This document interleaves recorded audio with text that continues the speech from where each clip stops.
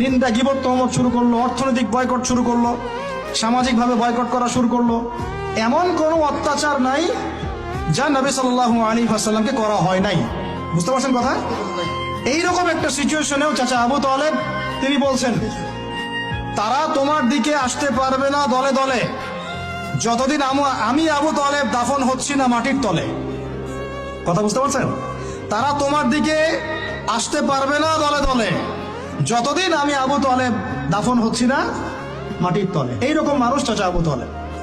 মানে আমরা যারা এখানে উপস্থিত আছি, বাংলাদেশে 16 কোটি মুসলমান, সারা বিশ্বের যে এত কোটি মুসলমান, তার মধ্যে বেশিরভাগ মানুষ, এই বেশিরভাগ মানুষকে যদি আপনি এক পাল্লায় রাখেন, চাচা আবু তালেবের অবদানটাকে আরেক পাল্লায় রাখেন, ওই পাল্লা ভারী হবে ইনশাআল্লাহ। কিন্তু শেষ পর্যন্ত চাচা আবু তালেব কালিমা লা ইলাহা ইল্লাল্লাহ করতে পারলেন না।